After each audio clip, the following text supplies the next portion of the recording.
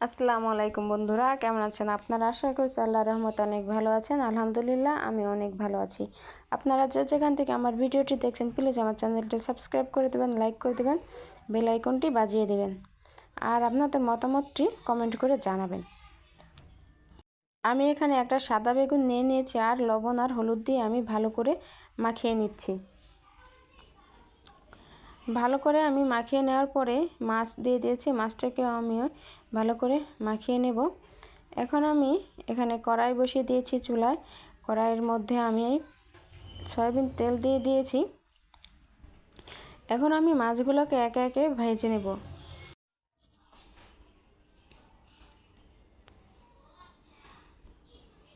মাছগুলোকে আমি দিয়ে দিয়েছি, এখন আমি উল্টিয়ে পাল্টিয়ে দেব। মাছ বেগুন আমি ভেজে উঠিয়ে নিয়েছি। এখন আমি চুলায় বসিয়ে দিয়েছি পেঁয়াজ আর মরিচ।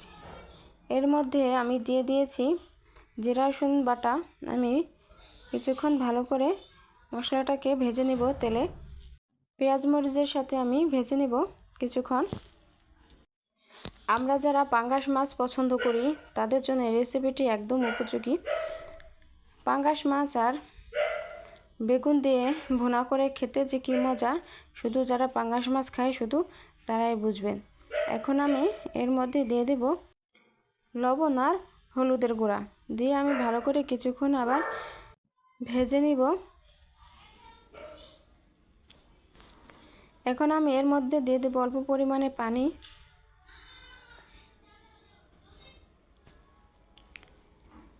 মশলাটাকে আমি পানি দিয়ে কিছুক্ষণ কষিয়ে নেব।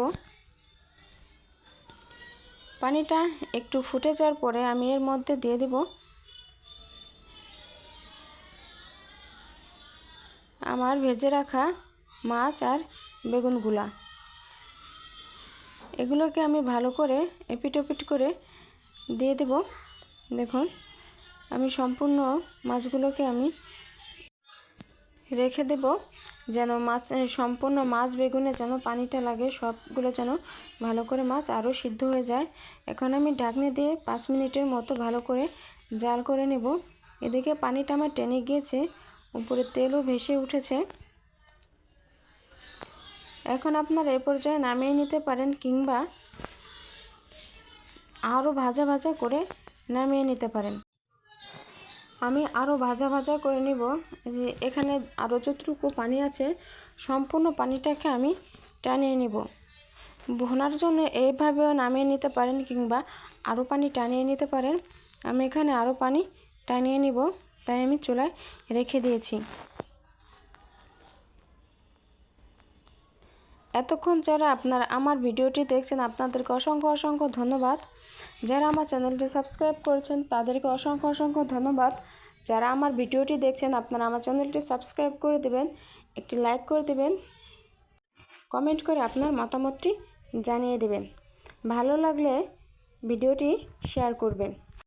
এদিকে মাছটা আমার বোনা হয়ে গেছে, এখন আমি নামিয়ে পরিবেশন করলেই হয়ে যাবে। এতক্ষণ ধরে আমার ভিডিওটি ধৈর্য ধরে দেখার জন্য আপনাদেরকে অসংখ্য অসংখ্য ধন্যবাদ। আপনাদের সাথে দেখা হবে পরবর্তী কোনো ভিডিওতে। ততক্ষণ পর্যন্ত সুস্থ থাকুন, ভালো থাকুন। আল্লাহ হাফেজ।